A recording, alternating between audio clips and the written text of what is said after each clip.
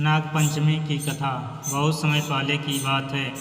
एक सेठ जी के 7 पुत्र थे। सातों के विवाह हो चुके थे। सबसे छोटे पुत्र की पत्नी श्रेष्ठ चरित्र की विदुषी और सुशील थी, परंतु उसके भाई नहीं था।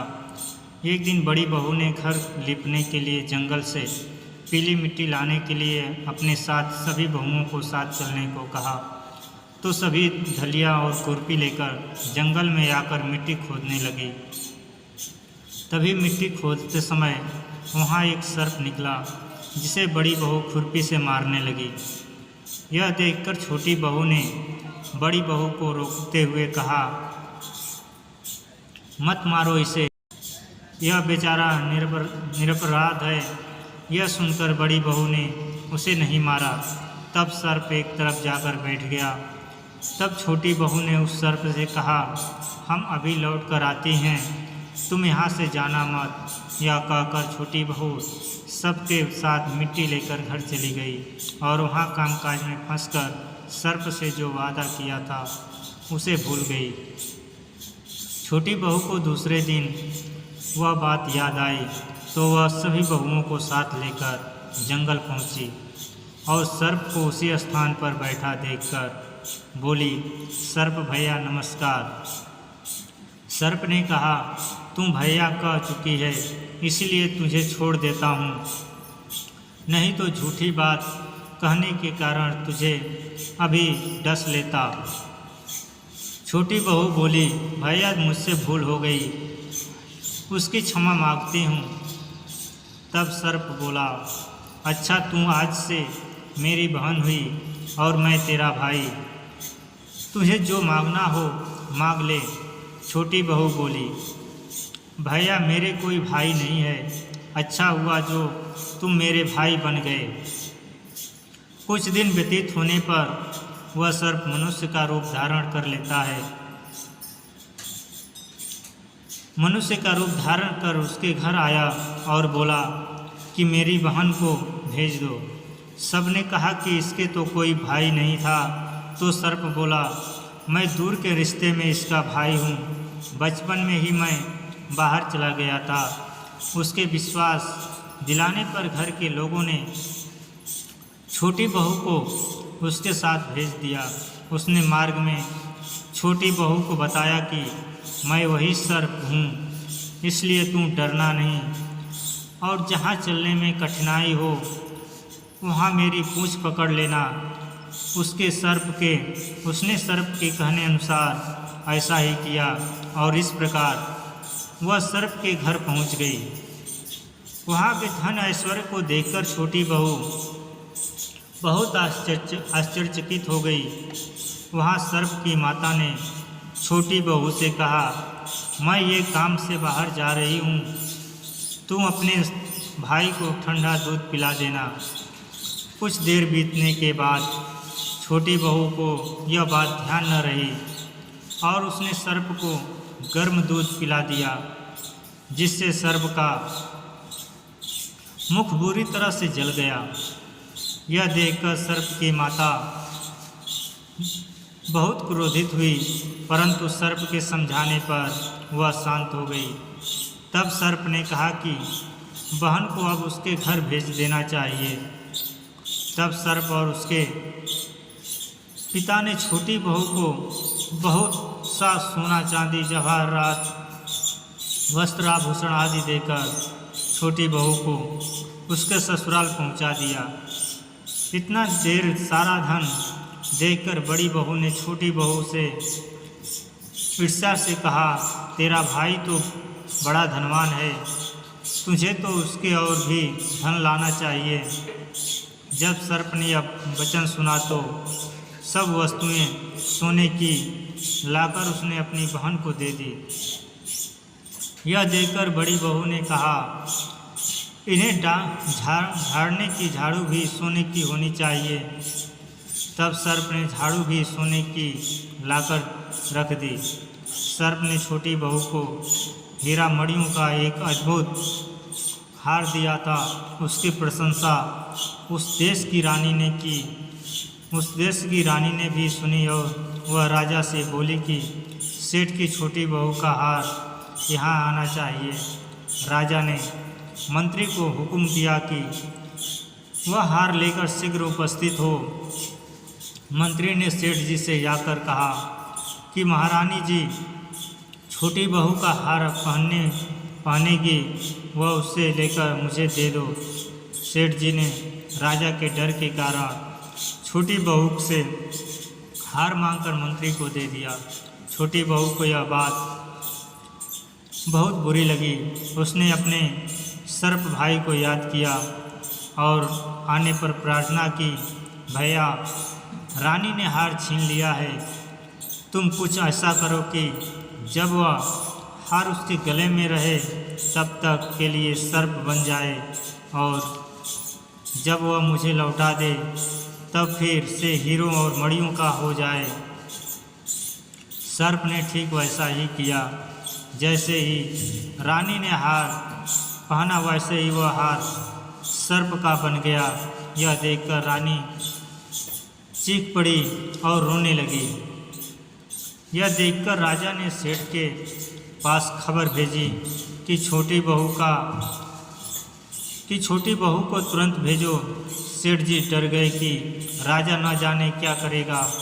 सेठ जी स्वयं छोटी बहू को साथ लेकर उपस्थित हुआ।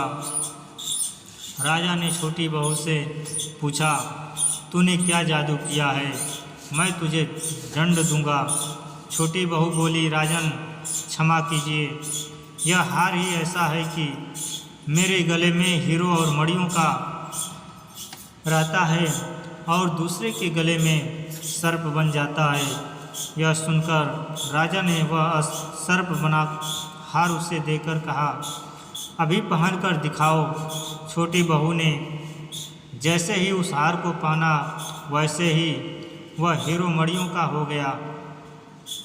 यह देखकर राजा को उसकी बात का विश्वास हो गया और उसने प्रसन्न होकर उसे बहुत सी मुद्राएं भी पुरस्कार में दी। छोटी बहू अपने हार और पुरस्कार सहित घर लौट आई। उसके धन को देखकर बड़ी बहू ने ईर्ष्या के कारण छोटी बहू के पति को सिखाया कि छोटी बहू के पास कहीं से धन आया है। यह सुनकर छोटी बहू के पति ने अपनी पत्नी को बुलाकर कहा, ठीक ठीक बता कि यह धन तुझे कौन देता है। तब वह सर्प को याद करने लगी। तब उसी समय सर्प ने प्रकट होकर कहा, यदि मेरी धर्म बहन के आचरण पर कोई संदेह प्रकट करेगा तो मैं उसे खा लूँगा। यह सुनकर छोटी बहू का पति बहुत प्रसन्न हुआ और उसने सर्प देवता का बड़ा सत्कार किया। उसी दिन से हिंदू धर्म में नाग पंचमी का त्यौहार मनाया जाता है और स्त्रियां सर्प को भाई मानकर उसकी पूजा करती हैं। नाग पंचमी की अन्य कथाएं। कथा नंबर 1। एक राजा के 7 पुत्र थे। उन सबके विवाह हो चुके थे। उनमें से 6 पुत्रों के संतान भी हो चुकी थी। सबसे छोटे पुत्र के अब तक कोई संतान नहीं हुई थी। जेठानियाँ बाज कहकर सबसे छोटी बहू को बहुत ताने मारती थी। एक तो संतान न होने का दुख और उस पर सास ननद जेठानी आदि के ताने को छोटी बहू को और भी दुखी करने लगे। इससे व्याकुल होकर वह बेचारी रोने लगी। उसका पति उसे समझाता कि संतान होना या न होना जो भाग्य के अधीन है, फिर तुम क्यों दुखी होती है। वह कहती, सुनते हो सब लोग बाज बाज कहकर मेरी नाक में दम किए हैं। पति बोला, दुनिया बकती है, बकने दे, मैं तो तुझे कुछ नहीं कहता। तुम मेरी ओर ध्यान दे और दुख को छोड़कर प्रसन्न रहा कर। पति की बात सुनकर उसे कुछ सांत्वना मिलती, परंतु फिर जब कोई ताने मारता तो वो रोने लगती थी। इस प्रकार एक दिन नाग पंचमी आ गई। चौथ की रात को छोटी बहू को स्वप्न में 5 नाग दिखाई दिए। उनमें एक ने उससे कहा, अरे पुत्री, कल नाग पंचमी है, तू अगर हमारा पूजन करे तो तुझे पुत्र रत्न की प्राप्ति होगी। यह सुनकर वह उठ बैठी और पति को जागाकर स्वप्न का हाल सुनाया। पति ने कहा, यह कौन सी बड़ी बात है? 5 नाग अगर दिखाई दिए हैं तो 5 की आकृति बनाकर उसका पूजन कर देना। नाग ठंडा भोजन ग्रहण करते हैं, इसलिए उन्हें कच्चे दूध से प्रसन्न करना। दूसरे दिन नाग पंचमी को उसने ठीक वैसा ही किया। नागों के पूजन से छोटी बहू को 9 मास के बाद बहुत से ही सुंदर पुत्र की प्राप्ति हुई। कथा नंबर 2। किसी राज्य में एक किसान परिवार रहता था। किसान के 2 पुत्र और 1 पुत्री थी। एक दिन खेत में हल जोतते समय हल से नाग के 3 बच्चे कुचल कर मर गए। नागिन पहले तो विलाप करती रही, फिर उसने अपनी संतान के हत्यारे से बदला लेने का संकल्प किया। रात्रि को नागिन ने किसान, उसकी पत्नी व दोनों लड़कों को डस लिया। अगले दिन किसान की पुत्री को डसने के लिए नागिन फिर चली तो किसान की पुत्री ने दूध का भरा कटोरा उसके सामने रख दिया और हाथ जोड़कर क्षमा मांगने लगी। नागिन ने कन्या से प्रसन्न होकर उसके माता पिता व दोनों भाइयों को पुनः जीवित कर दिया। उस दिन श्रावण शुक्ल पंचमी थी। तब से आज तक नागों के कोप से बचने के लिए नाग पंचमी के दिन नागों की पूजा की जाती है। मित्रों, यह वीडियो पसंद आई तो हमारे चैनल को लाइक और सब्सक्राइब जरूर करें। धन्यवाद। जय श्री कृष्णा। राधे राधे।